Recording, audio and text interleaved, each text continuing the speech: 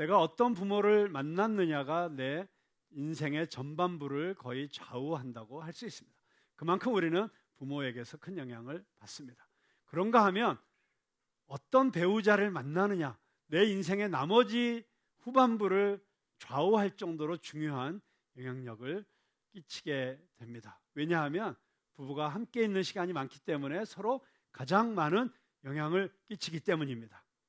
그래서 오래 살다 사신 부부들을 보면 서로 닮았어요.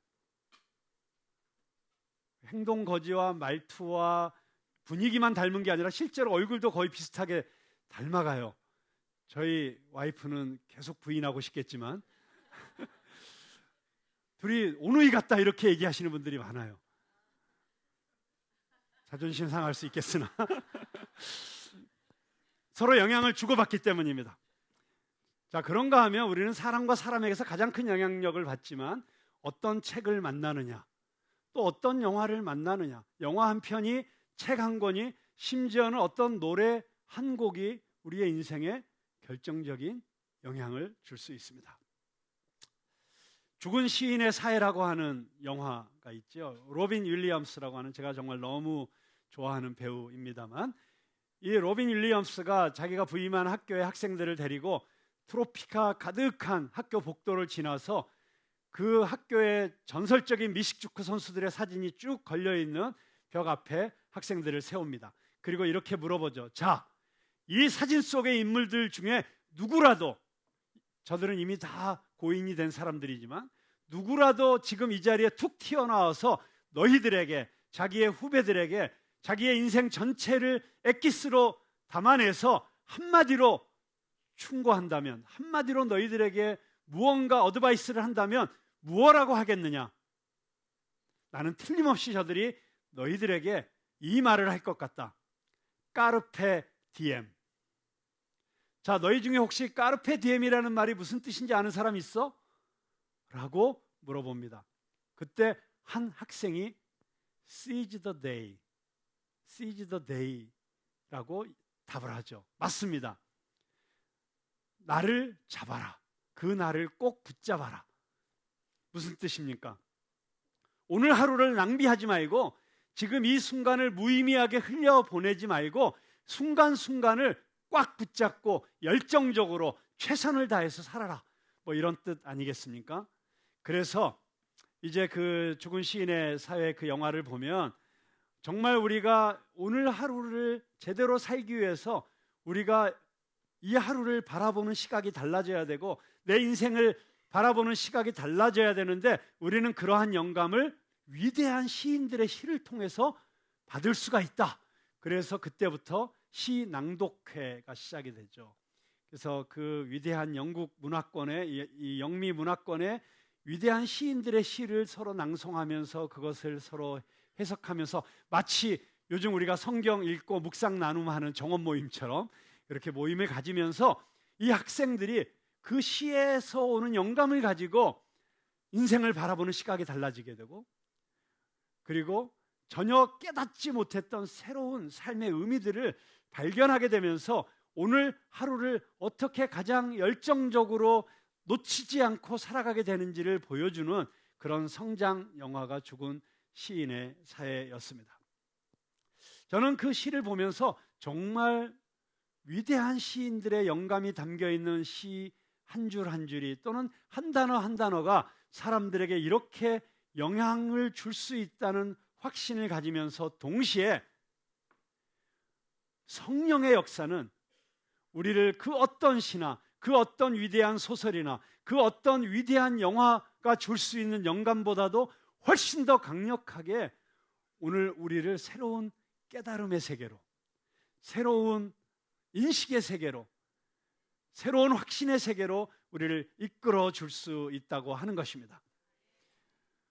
로마서 8장 11절에서 사도 바울은 이렇게 이야기하고 있습니다.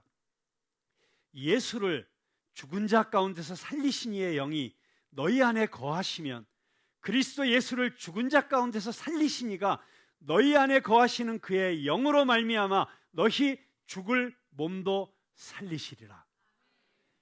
여러분, 이 말씀을 잘 묵상하고 생각해 보면 우리는 다 예수 믿기 전에 죽어 있던 존재들입니다.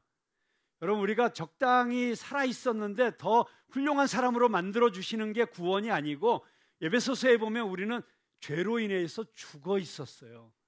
그래서 우리가 살아가는 삶은 살아있는 것 같으나 죽은 것 같은 인생을 살 수밖에 없었습니다. 열심히 살고 있고 뛰어다니는 것 같은데 실상 그 안에 영은 죽어 있었고 그 안에 생명이 없었던 삶이었어요. 그런데 성령께서 우리 안에 임하시니까 우리의 죽어있던 과거로부터 우리를 살려주신다고 하는, 그래서 오늘 하루하루를 가장 역동적으로 생명력 있게 살아갈 수 있도록 해주신다고 하는 약속의 말씀인 것입니다. 죽었던 과거로부터 살아났기 때문에 그냥 죽은 것처럼 그렇게 다운되어 있었던, 죽은 것처럼 무너져 있었던 우리를 일으켜 주시기 때문에 성령의 능력이 임하시면 우리는 마치 새벽 수산시장에 가면 생선들이 펄떡펄떡 뛰는 것처럼 그렇게 펄떡펄떡 뛰는 그런 역동적인 삶을 살아갈 수 있게 된다고 하는 것입니다. 믿으십니까? 여러분, 그래서 성령이 임하면 사람들이 살아나요. 살아나고 활기가 있고 생명력이 있으니까 그 성령 충만한 사람들을 만나면 나도 살아난 것 같은 느낌을 받게 되죠. 그래서 그 사람을 만나고 오면 왠지 힘이 생기고 발걸음에 힘이 들어가고 그리고 숙여졌던 고개를 다시 쳐들게 되고, 저는 이 세상 한복판에서 여러분들이 살아갈 때 여러분을 만나는 모든 사람들이 그런 영향을 받게 되길 주님의 이름으로 축원합니다. 그래서 또 만나고 싶은 거예요. 내가 힘들고 어려울 때, 마음이 무너져 있을 때 왠지 그 사람을 만나고 오면 다시 할 수 있을 것 같고 다시 해보고 싶고, 그런데 왠지 그 사람을 만나고 오면 신이 나서 갔다가도 맥이 풀리고 마음이 무거워지고. 여러분, 그러면 되겠어요? 여러분, 교회란 어떤 것입니까? 정말 성령 충만한 사람들이 모여서 함께 예배하고 함께 교제하고 하나님의 거룩하신 임재, 찬송 가운데 거하시는 이스라엘의 하나님 여호와께서 우리와 함께 계시기 때문에 더 힘을 얻고, 그리고 나서 우리가 함께 그 은혜를 나누고 교제할 때 서로서로 가장 선한 영향력을 주고받기 위해서 오는 것이 교회 아닙니까? 여러분, 그래서 교회에 오면 이 세상에서 너무 힘들게 살고 정말 어떤 경우에는 배신도 당하고 상처도 있고 사기도 당하고 모든 것을 잃고 왔더라도, 그래서 이 세상 더 이상 살아갈 힘이 없다고 생각돼서 왔다가도 여기에 오면, 이 자리에 오면 다시 할 수 있어. 하나님이 함께 계시고 성령께서 우리를 새롭게 하시고, 그리고 그렇게 성령 안에서 은혜 받은 사람들이 서로서로 축복하고 격려하기 때문에 우리가 교회 오고 싶은 것 아니겠습니까? 저는 우리 교회 오는 사람마다 새 생명을 얻고 가게 되는 역사가 있게 되길 주님의 이름으로 축원합니다. 새 힘을 얻고 일어서는 역사가 있게 되길 축원합니다. 어떤 절망과 낙심과 우울과 불안과 두려움 가운데 있더라도 이곳에 역사하시는 그 성령의 역사로 말미암아 다시 시작할 수 있는 바로 그곳이 되기를 주님의 이름으로 축복합니다. 자, 우리 예수님께서 오늘 이 말씀을 하실 때 제자들 굉장히 낙심하고 있었어요. 마음이 무거웠어요. 힘들었어요. 7장 7절 전에 보면 예수님께서 난 이제 내가 왔던 곳으로 돌아간다. 예수님은 이 세상에 오실 때도 분명하게 왜 이 세상에 내가 와야 되는지를 알고 계셨던 분이셨고, 그리고 이 땅에 계시는 동안에도 내가 왜 이 땅에서 인간의 몸을 입고 있어야 되는지를 아시는 분이셨고, 그리고 그분의 때를 정확하게 아셨고, 그리고 그분의 때가 이르렀을 때 이제는 내가 가야 된다라고 하는 것을 제자들에게 말씀하셨어요. 마음이 힘들지 않겠어요? 근데 어디로부터 오셔서 어디로 가시는지 알지 못하니까 제자들이 힘들었는데, 문제는 이걸 물어보지도 못해. 여러분, 가벼운 주제는 쉽게 물어볼 수 있잖아요. 너 오늘 뭐 먹을래? 쉽게 물어볼 수 있잖아요. 근데 너무 큰 인생의 어떤 큰 짐을 지고 있는 사람에게 가서는 물어보기가 쉽지 않잖아요. 그런데 지금 제자들에게 있어서 예수님께서 말씀하시는 거는 쉽게 물어보기가 너무 어려운 질문이었어요. 예수님께서 돌아가셔야 된다고요? 고난 당하셔야 된다고요? 죽으셔야 된다고요? 아무도 말하는 자가 없었다. 그때 예수님께서 그러나 너희들 마음에 근심이 가득하지, 그러나 걱정하지 마라. 왜냐하면 내가 떠나는 것이 너희에게 유익이야. 여러분, 예수님이 떠나시는 게 왜 우리들에게 유익일까요? 왜 제자들에게 유익이었을까요? 떠남을 통해서 새로운 시대가 열리기 때문입니다. 여러분, 어떤 개인도 어떤 사회도 어떤 국가도 영원하지 않습니다. 지상에 어떤 것도 영원하지 않습니다. 그래서 우리는 떠날 준비를 하고 떠남의 의미를 알아야 됩니다. 근데 여러분, 왜 떠나는지, 떠나서 어디로 가는지 알게 되면 떠남이 기쁨이고 유익입니다. 예수님께서는 왜 이것이 유익인지를 정확하게 이야기해 주십니다. 왜냐하면 보혜사 성령님이 오시기 때문에. 내가 돌아가야 성령님이 오신다. 여러분, 예수님께서는 특별한 인간 구원의 목적을 가지고 인간의 몸을 입고 이 땅에 잠시 머무셨어요. 그리고 십자가에 달려 돌아가시고 부활하셔서 구원을 완성하셨습니다. 그런데 이 구원을 온 세상 모든 사람들에게 전하는 일은 성령님께서 하셔야 됩니다. 여러분, 만약에 성령님이 오시지 않고 예수님께서 이 일을 계속 하셔야 된다고 생각해 보세요. 그러면 예수님께서 2000년 전에 이 땅에 오셨는데 지금까지 살아계셔야 돼요. 그리고 예수님께서 전 세계를 혼자서 다 다니셔야 돼요. 불가능한 일이죠. 물론 또 예수님께서 그렇게 하실 수도 있을지 모르겠어요. 그런데 인간의 몸을 입으신, 육신을 입으신 예수님으로서는 그렇게 하실 수 없는 거예요. 그래서 성령께서 오셔야 되는 거예요. 그래서 성령님이 오셔야 모든 인류, 모든 민족이 복음을 듣고 구원받을 수 있게 되는 것입니다. 여러분, 누구를 만나느냐가 제일 중요하다고 했잖아요. 그러면 여러분이 내 인생에 딱 한 사람만 만나야 된다, 만날 수 있다 그러면 누구를 만나고 싶으세요? 당연히 예수님을 만나야죠. 그 누구보다도 예수님을 만나야죠. 근데 예수님을 만나려면 어떻게 해야 돼요? 그럼 여러분이 타임머신을 타고 2000년 전 이스라엘로 가셔야 돼요. 가서 정확하게 가셔야 돼요. 갈릴리 호숫가 옆에. 그래야 만날 수 있어요. 불가능하잖아요. 그런데 성령님이 오셨기 때문에 여러분은 오늘 이 시대에도 어디에서도 예수님을 만날 수 있어요. 성령님이 오셔서 하시는 가장 중요한 일은 우리를 예수님 만나게 해주시는 거예요. 우리가 예수님을 만나고 예수님을 초청하고 예수님을 우리 마음에 영접하고 예수님과 동행하면서 살 수 있는 것은 성령의 역사로 가능한 것입니다. 여러분, 그래서 성령님이 오시면, 성령이 임하시면 엄청난 일들이 일어나요. 성령이 임하시면 가장 보편적으로 일어나는 일 중에 하나가 뭐예요? 방언이 터져요. 그리고 병고침이 일어나요. 귀신이 쫓겨나가요.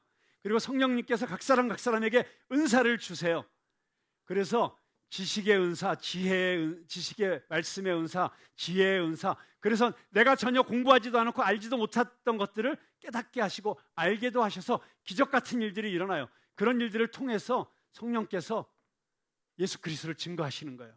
그런데 이런 모든 일들, 막 병고침이 일어나고 막 귀신이 쫓겨나는 이런 엄청난 역사가 일어나는 건 다 맞지만, 그러나 성령님께서 우리에게 오신 가장 중요한 목적은 예수님을 만나게 해주시는 거예요. 그리고 예수님께서 우리에게 주시기 원하시는 이 구원의 역사를 일으켜 주시는 것입니다. 자, 성령님께서 오시면 그래서 가장 중요하게 하시는 일이 세 가지가 있어요. 오늘 그 세 가지를 간단하게 말씀드리려고 합니다. 오늘 말씀해 보면 성령님께서 오셔서 세 가지에 대해서 말씀해 주신다. 뭐라고 하실까요? 죄에 대하여, 의에 대하여, 심판에 대하여. 근데 8절에 보니까 죄에 대하여, 의에 대하여, 심판에 대하여 세상을 책망하시리라, 이렇게 써 있으니까 우리들이 일단 부담스러워. 성령님이 오시면 책망하시는구나, 심판하시는구나, 야단치시는구나. 네, 물론 성령께서 오셔서 우리를 책망하시기도 하십니다. 그런데 여기 책망한다는 이 단어가, 헬라어 단어가요, 굉장히 다양한 뜻을 가지고 있어요. 그래서 이 단어를 이렇게 이해하시는 것이 훨씬 더 정확한 이해입니다. 성령께서 우리에게 오셔서 죄에 대하여, 의에 대하여, 심판에 대하여 우리가 깨달을 수 있도록 계속해서 우리를 깨우치시고 말씀하여 주신다. 여러분, 그러니까 책망하신다는 뜻으로 받아들이지 말고 일단 성령께서 오셔서 죄에 대하여 알게 해주시는구나, 의가 무엇인지 알게 해주시는구나. 심판에 대해서 알게 해주시는구나. 여러분, 성령님이 옆에서 지속적으로 우리에게 말씀하시고 깨닫게 하시고 도와주셔서, 보혜사라는 말은 바로 옆에서 우리에게 말씀하셔서 우리를 도와주시는 분이라는 뜻이거든요. 그러니까 계속 우리를 깨닫게 하신다. 이 성령님께서 하시는 일을 굉장히 상징적으로 보여주는 영화의 한 장면이 있었어요. 혹시 보신 분이 계실지 모르겠지만 1999년 뉴 밀레니엄이 오기 전에 저는 굉장히 상징적인 영화라고 생각해요. The Messenger라고 하는 영화가 있었어요. 프랑스의 유명한 릭 베송이라는 그 제5 원사라는 영화를 만든 감독이 이 영화를 만들었는데, 주인공이 누구냐면 그 밀라 요보비치, 그 유명한 여배우가 나왔는데, 이 영화의 주제는 잔다르크였어요. 잔다르크를 다룬 영화였기 때문에 저는 구국의 영웅 잔다르크 뭐 이런 이야기가 다루어질 줄 알았는데, 잔다르크가 하나님으로부터 계시를 받고 이 나라를 구해야 된다는 이 사명을 가지고 프랑스 왕에게 가서 내가 하나님으로부터 이런 말을 들었다. 그래서 하나님께서 나를 영국과 싸우라고 말씀하셨다. 그래서 그 자리에서 왕이 장군으로 임명하고 전쟁터에 나가잖아요. 그래서 처음에 막 승리를 거두는데 이제 잔다르크의 인기가 너무 올라가고 잔다르크에게 막 사람의 민심이 쏠리니까 오히려 그렇게 되면 또 이런저런 일들이 일어나죠. 그래가지고 억울하게 오히려 잔다르크가 영국군에게 잡히도록 오히려 영국 왕이 이 프랑스 왕이 막 계략을 써가지고 그래서 영국군에게 잡히게 돼요. 그리고 이제 재판을 받게 되고 마녀로 화형을 당하게 되는 이런 억울한 일을 당하게 됩니다. 자, 그런데 잔다르크가 이제 사형 집행을 남기고 얼마 남지 않은 어느 날 갑자기 감옥에 혼자 있는데 까만 옷을 입은 누군가가 나타나요. 더스틴 호프만이었어요. 근데 이 더스틴 호프만이 천사인지 아니면 악마인지가 잘 구별이 안 돼. 처음부터 끝까지 일부러 애매하게 했어요. 그리고 계속 이 잔다르크에게 질문하는 거예요. 대화를 하는 거예요. 근데 잔다르크는 이 사람이 하나님이 보내신 천사라고 믿어요. 그래서 계속해서 제발 내가 죽기 전에 고해성사를 하게 해달라고. 그때는 이제 다 캐톨릭 신자들이었으니까 그 고해성사를 해야지 자기가 죄 씻음을 받고 천국에 갈 수 있다고 생각하니까 고해성사를 하게 해달라고 하는데, 너는 아직 고해성사를 할 자격이 없다고 안 받아주는 거예요.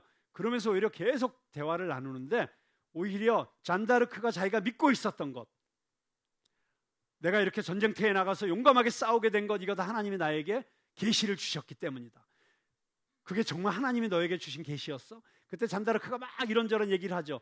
근데 그거를 의심할 만한 질문을 계속 던져요. 사실 그 영화가 던지고 싶었던 메시지는 뭐냐면, 현대라고 하는 이 모더니즘이라고 하는 세계 속에서 우리가 믿고 있는 이 믿음이라는 게 정말 무엇이냐에 대한 현대인의 질문을 다 던지는 거였어요.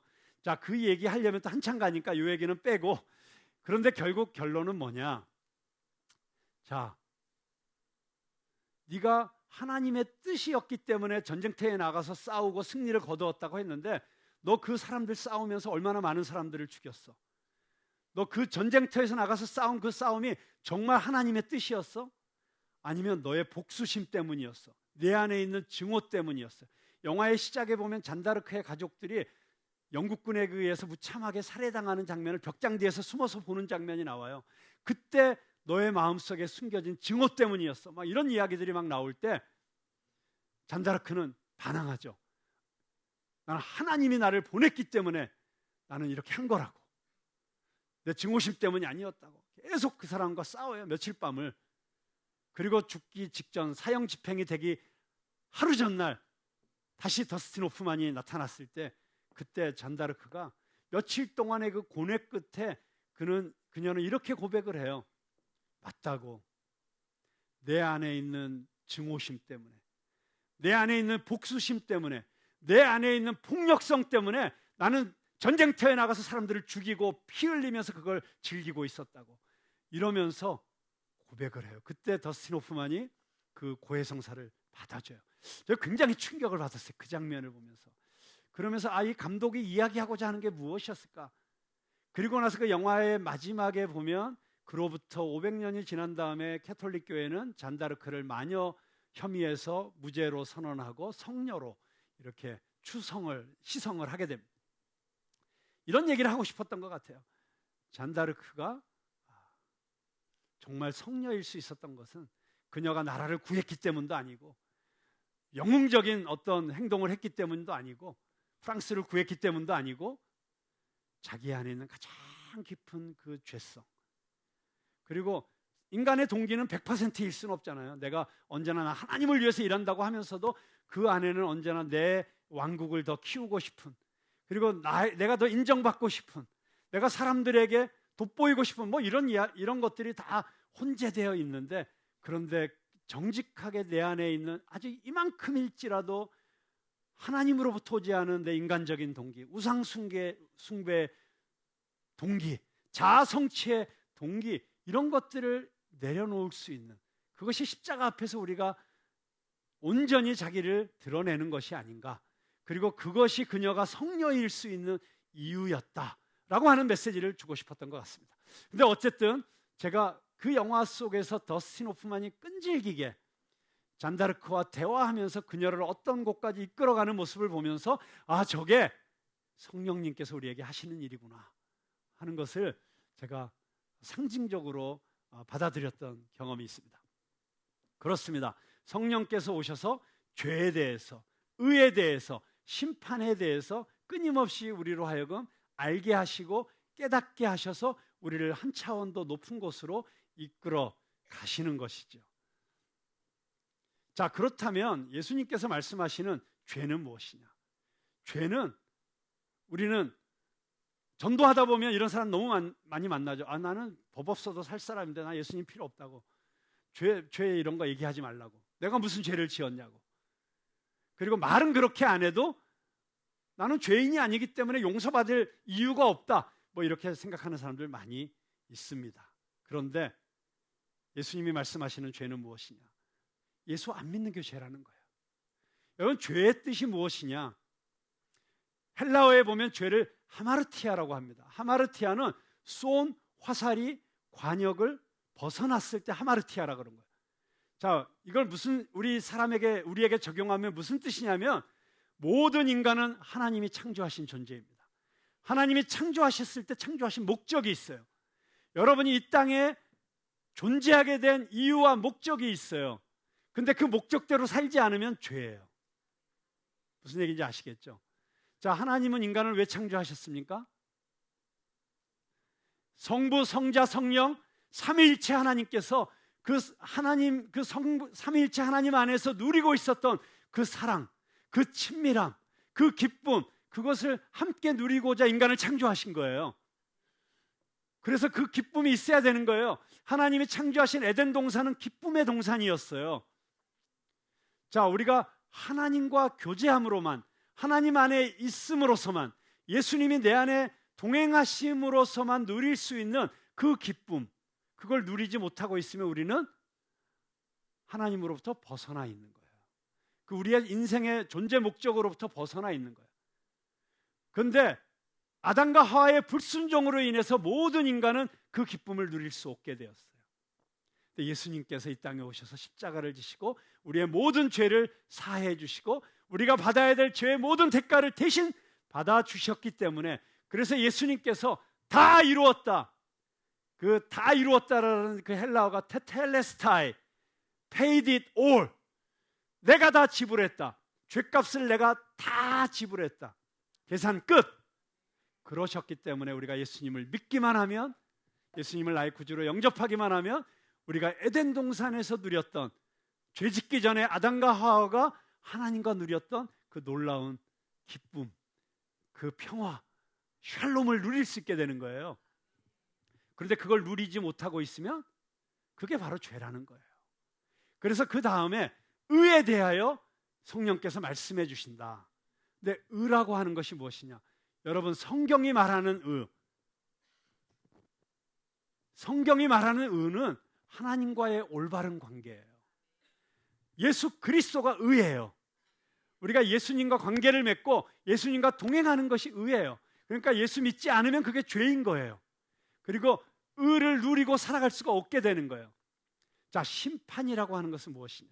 여기 예수님께서 말하는 성령이 오시면 너희들에게 심판에 대해서 세상을 책망하시리라. 책망하신다는 게 깨우쳐 주시고 알려주신다는 것이죠. 여기서 말하는 심판은 개인에 대한 심판도 있지만 우주적인 심판을 말하는 거예요. 역사의 심판을 말하는 거예요. 결국 이 세상은 종말이 온다는 거예요. 여러분, 우리 주님께서 반드시 다시 오실 줄로 믿으십니까? 여러분이 종말 신앙이 없으면 올바른 신앙생활을 할 수가 없어요. 그런데 우리는 너무나도 오늘 우리의 삶에 매몰되어 있기 때문에 종말이 다가오고 있다는 것을, 신랑 되신 예수님께서 오고 있다는 사실을 깨닫지 못하고, 마치 노아 시대의 사람들이 홍수 심판이 오고 있음에도 불구하고 그냥 시집가고 장가가고 밭 갈고 장사하고 사업하고 비즈니스 하느라고 너무 비지해서, 그래서 종말을 인식하지 못하고 살아가는 거예요. 그런데 성령님이 하시는 일이 뭐냐고요? 오셔서 이제 곧 종말이 다가오고 있다는 것을 깨우쳐 주시는 거예요. 너의 인생의 마지막이 있다는 것을 깨우쳐 주는 거예요. 여러분, 그런데 내 개인적으로도 내 인생의 마지막이 있다는 것을 의식하고 살아가는 것, 이 역사의 마지막에 예수 그리스도의 재림이 있을 거라는 것을 인식하고 살아가는 것이 오늘 우리의 삶을 다르게 만들어주는 거예요. 여러분, 진정한 종말 신앙이 있는 사람은 오늘 우리의 삶이 달라질 수밖에 없습니다. 그리고 그것이 우리의 삶을 새롭게 하는 거예요. 세상의 지혜도 우리에게 그걸 가르쳐줘요. 스티븐 코비라고 하는 성공하는 사람들의 7가지 습관이라고 하는 책을 쓴 분이 성공하는 사람들을 보면 대부분 끝을 보고 시작을 한다 그래요. 내가 지금 하고 있는 이 일이 결국 어떻게 될 것인가? 내 인생이 이렇게 살아가면 어떻게 될 것인가? 그래서 아주 굉장히 유명한 말을 하죠. 내 무덤 앞에서, 내 비석 앞에서 그 시선으로 오늘의 나를 바라보고 사는 사람이 되라. 무슨 얘기예요? 끝이 있다는 거예요. 그리고 우리는 사람이 이제 한 번 죽는 것은 정해진 것이지만 그 후에는 심판이 있다. 우리가 살았던 이 삶이 하나님의 마지막 심판대 앞에서 판단받게 되는 날이 온다는 거예요. 근데 그거를 오늘 잊지 않고 살아갈 수 있도록 깨우쳐 주시는 분이 성령님이시다. 그래서 성령님께서 지속적으로 말씀해 주세요. 이런 예배 시간에 설교를 들으면서도 말씀해 주시지만 때로는 순간순간, 결정적인 순간에 성령님과 동행하며 성령님께서 깨닫게 해주세요. 어느 날 내가 한 생각이 아닌데 어떤 생각이 내 마음속에 들어오고 생각 속에 들어와서 그래서 그대로 순종했더니 어떤 놀라운 일들이 일어나는 일을 혹시 여러분 경험해 보신 적 없으세요? 우리 딸이 이번에 이 뷰티풀 핏이 2주 동안 일본 단기 선교를 하는데 정말 하나님의 은혜로 함께 갈 수 있게 되었어요. 근데 2주 갔다 오더니 가기 전에 하고 좀 다른 사람이 돼서 왔어요. 그래서 제가 너무 궁금했어요. 도대체 무슨 일이 있었는가? 정말 놀라운 일들이 있었더라고요. 그런데 갔다 와서 처음에 한 얘기가 그거였어요. 아빠, 이 사람들은 진짜 계획이 없어. 말로만 계획 없다 그러고 사실은 웬만큼 계획이 다 있는 게 보통인데 진짜 계획이 없고 그냥 그날 성령께서 가라고 하시면 가고 어디 가라고 하면 가고 막 그런 걸 보면서 너무 신기한 거예요. 근데 하나님께서 어느 날 온천을 가라고 하셨대요. 근데 온천을 가라고 했는데 갑자기 전혀 모르는 사람에게 전화가 온 거예요. 미국에 있는 누가 전화를 해서 이 뷰티풀 핏을 꼭 만나라. 그래서 전화를 했다는 거예요. 근데 꽤 동경에서 멀리 떨어져 있는 곳이에요. 그런데 이 26명이나 되는 사람들이 저희가 그럼 만나러 갈게요 했더니 그분이 너무 부담스러워 하는 거예요. 그러지 않겠어요? 갑자기 26명이나 자기 만나러 온다니까. 그래서 괜찮다고 가겠다고. 그래서 어디 계시냐고 했더니 그날 온천으로 가기로 했던 곳에서 불과 20-30분 떨어진 데 살고 계시는. 그러니까 하나님께서 온천을 가라. 왜 가라고 하셨지? 근데 그분을 만나도록 이미 이렇게 어레인지를 하고 계신 거였어요. 근데 그분이 혹시 내일 오시면 안 되냐고. 이미 호텔 다 예약을 했다고 해서 온천장을. 그랬더니 그 정보를 다 보내라고 하시더래요. 그랬더니 그분이 또 그거를 그 다음날로 싹 정리해 놓으셔서 그 다음날로 옮겨 놓으시고 그래서 그 다음날 그분을 만나러 가는데 기차 안에 딱 일본 사람이 한 명 있더래요. 한 명밖에 없으니까 이 뷰티풀 핏이 일본 가면서 준비한 일본 찬양이 있어요. 그리고 성경 기절은 딱 3구절 일본말로 외워갔대요. 그런데 그 찬양을 불러주기 시작해서 기차 안에서 그 한 분에게, 그분이 이어폰을 끼고 있다가 노랫소리가 들리니까 이어폰을 빼고 듣다가 고개를 끄덕끄덕 하다가 나중에 막 박수를 치더래요. 마음이 열리는구나. 그래서 또 일본말로 그 성경 기절을 앞에서 암송을 해줬대요. 그래서 그날 그분이 예수님 영접했나요? 와, 놀랍지 않습니까? 일본말도 못하는 이 친구들이 그냥 일본말로 외운 새 성경 구절로 전도를 했는데 그분이 예수님을 영접하고, 그래서 다 달라붙어서 기도해주고 축복해주고 한 영혼을 구원하는 역사가 일어났잖아요. 그런데 그 온천장에 갔더니 그 전화하신 분이 목사님 사모님이셨대요. 그래가지고 그 온천장으로 이제 전도 대상자들을 다 부르신 거예요. 불렀는데 너무 그 온천이 좁으니까 시간대별로 불렀대요. 시간대별로 몇 명씩. 근데 여러분, 일본 사람들은 반응이 없다. 일본 사람들은 잘 감정 표현을 안 한다. 누가 그런 소리 했냐고. 거기 그 지역에 있는 할머니들 막 이런 분들이 오셔가지고 막 펄쩍펄쩍 뛰면서 춤추시면서 난리가 난 거예요. 여러분, 성령이 역사하시면 민족성, 개인의 성향 다 뛰어넘는 줄로 믿습니다.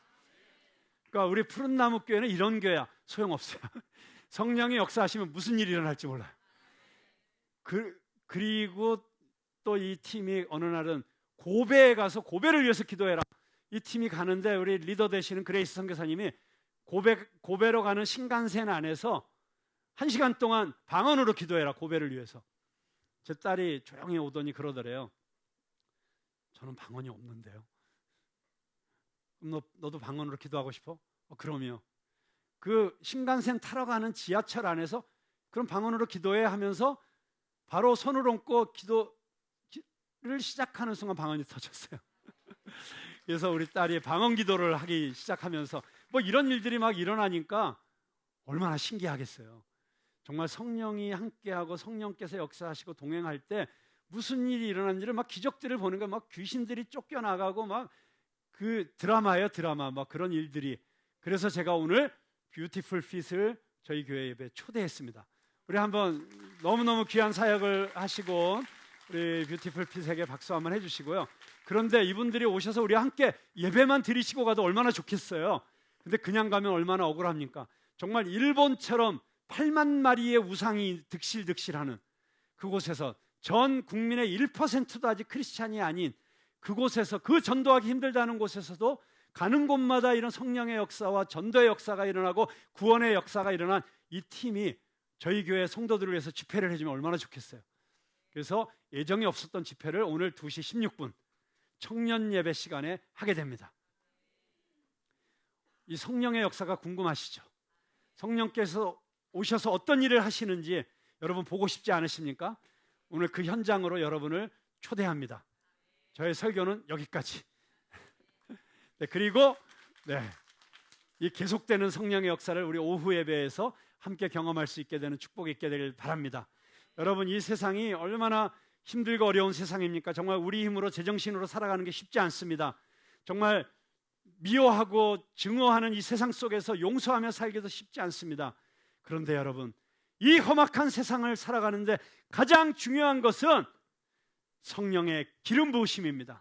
성령 충만함입니다. 성령이 우리에게 임하시면 우리는 넉넉히 이기게 됩니다. 내 잔이 넘치나이다 고백하며 살 수 있습니다. 선포할 수 있습니다. 선한 영향력을 끼치며 살아갈 수 있게 됩니다. 여러분, 성령이 오시옵소서. 그렇게 기도하며 그렇게 주님 앞에 나가고 싶지 않으십니까? 우리 함께 기도하겠습니다.